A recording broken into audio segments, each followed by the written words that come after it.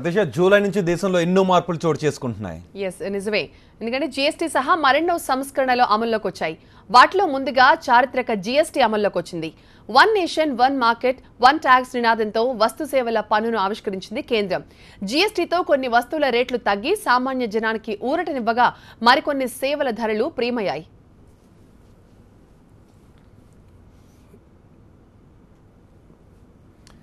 ఇక రైల్వే శాఖ కూడా జూలై నుంచి పలు మార్పులను అమలు చేస్తోంది. రైల్వే టికెట్లలో రాయితీలు పొందేవారంతా ప్రస్తుతం ఆధార్ కార్డును తప్పనిసరిగా సమర్పించాల్సి ఉంటుంది.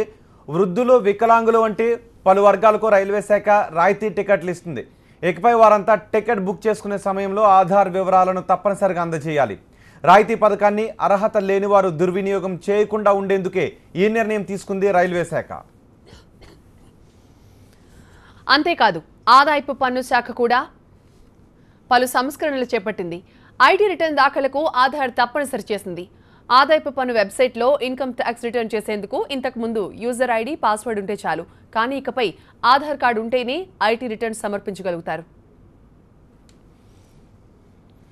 ఇక పాన్ కార్డులు కలిగి ఉన్న వారంతా ఆధార్ కార్డును లింక్ చేసి ఉండాలి. పాన్ కార్డుకు కొత్తగా దరఖాస్తు చేసేవారు కూడా ఆధార్ కార్డును సమర్పించాల్సి ఉంటుంది. ఒక వ్యక్తి ఒకటి కంటే ఎక్కువ పాన్ కార్డులు ఉపయోగించి పన్నులు ఎగ్గొట్టకుండా ఉండేందుకే ఈ నిర్ణయం తీసుకున్నారు. ఇకపై విమానాల్లో విదేశాలకు వెళ్లే వారికి డిపార్చర్ కార్డు అవసరం లేదు. దీంతో విమాన ప్రయాణికుల సమయం వృధా కాదు. అయితే రైళ్లు, పోర్టులు, ఇమిగ్రేషన్ చెక్ పోస్టుల మీదుగా విదేశాలకు వెళ్లేవారు మాత్రం ఎంబార్కేషన్ కార్డును సమర్పించాల్సి ఉంటుంది. ఆధార్ లేకుండా ఇకపై పాస్పోర్ట్ సాధ్యపడదు. పాస్పోర్ట్ను పొందే వారికి ఆధార్ను తప్పనిసరి చేసింది కేంద్ర విదేశాంగ శాఖ. అంతేకాదు గ్యాస్ సబ్సిడీ ప్రయోజనాలను పొందాలంటే ఆధార్ నెంబర్ను తప్పనిసరిగా ఇవ్వాల్సిందే.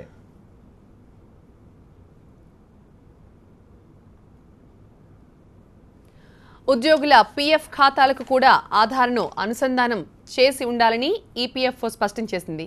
స్కాలర్షిప్ పొందే విద్యార్థులకు సైతం ఆధార్ను తప్పనిసరి చేసింది కేంద్రం. స్కాలర్షిప్ లీకేజ్ నిరోధించేందుకు ఈ నిర్ణయం తీసుకుంది కేంద్ర మానవ వనరుల శాఖ.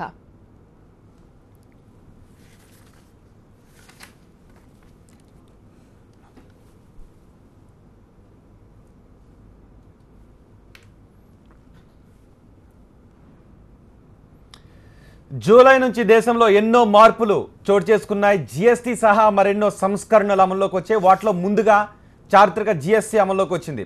One nation one market one tax నినాదంతో వస్తు సేవల పన్నును ఆవిష్కరించింది కేంద్రం.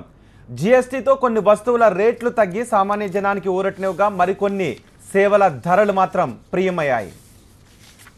ఇక రైల్వే శాఖ కూడా జూలై నుంచి మార్పులను అమలు చేస్తోంది. రైల్వే టికెట్లలో రాయితీలు పొందే వారంతా ప్రస్తుతం ఆధార్ కార్డును సమర్పించాల్సి ఉంటుంది. వృద్ధులు, వికలాంగులు వంటి పలు వర్గాలకు రైల్వే శాఖ రాయితీ టికెట్లు ఇస్తుంది. ఇకపై వారంతా టికెట్ బుక్ చేసుకునే సమయంలో ఆధార్ వివరాలను అందజేయాలి. రాయితీ పథకాన్ని అర్హత లేని వారు దుర్వినియోగం చేయకుండా ఉండేందుకే ఈ నిర్ణయం తీసుకుంది రైల్వే శాఖ. అంతేకాదు ఆదాయపు పన్ను శాఖ కూడా పలు సంస్కరణలు చేపట్టింది. ఐటీ రిటర్న్ దాఖలకు ఆధార్ తప్పనిసరి చేసింది. ఆదాయపు పన్ను వెబ్సైట్లో ఇన్కమ్ ట్యాక్స్ రిటర్న్ చేసేందుకు ఇంతకు ముందు యూజర్ ఐడి, పాస్వర్డ్ ఉంటే చాలు. కానీ ఇకపై ఆధార్ కార్డు ఉంటేనే ఐటీ రిటర్న్ సమర్పించగలుగుతారు. ఇక పాన్ కార్డులు కలిగి ఉన్న వారంతా ఆధార్ కార్డును లింక్ చేసి ఉండాలి. పాన్ కార్డుకు కొత్తగా దరఖాస్తు చేసుకునే వారు కూడా ఆధార్ కార్డును సమర్పించాల్సి ఉంటుంది. ఒక వ్యక్తి ఒకటి కంటే ఎక్కువ పాన్ కార్డులు ఉపయోగించి పన్నులు ఎగ్గొట్టకుండా ఉండేందుకే ఈ నిర్ణయం తీసుకున్నారు. అలాగే ఇకపై విమానాల్లో విదేశాలకు వెళ్లే వారికి డిపార్చర్ కార్డు అవసరం లేదు.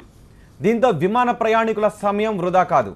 అయితే రైళ్లు, పోర్టులు, ఇమిగ్రేషన్ చెక్ పోస్టుల మీదుగా విదేశాలకు వెళ్లేవారు మాత్రం ఎంబార్కేషన్ కార్డును సమర్పించాల్సి ఉంటుంది. అలాగే ఆధార్ లేకుండా ఇకపై పాస్పోర్ట్ కూడా సాధ్యపడదు. పాస్పోర్ట్ను పొందే వారికి ఆధార్ను తప్పనిసరి చేసింది కేంద్ర విదేశాంగ శాఖ. అంతేకాదు రేషన్, గ్యాస్ సబ్సిడీ ప్రయోజనాలను పొందాలన్నా ఆధార్ నెంబర్ను తప్పనిసరిగా ఇవ్వాల్సిందే. ఇక ఉద్యోగుల పీఎఫ్ ఖాతాలకు కూడా ఆధార్ను అనుసంధానం చేసి ఉండాలి. ఈపీఎఫ్ఓ స్పష్టం చేసింది ఈ విషయాన్ని. స్కాలర్షిప్ పొందే విద్యార్థులకు సైతం ఆధార్ను తప్పనిసరి చేసింది కేంద్రం. స్కాలర్షిప్ లీకేజ్ని నిరోధించేందుకు ఈ నిర్ణయం తీసుకుంది కేంద్ర మానవ వనరుల శాఖ.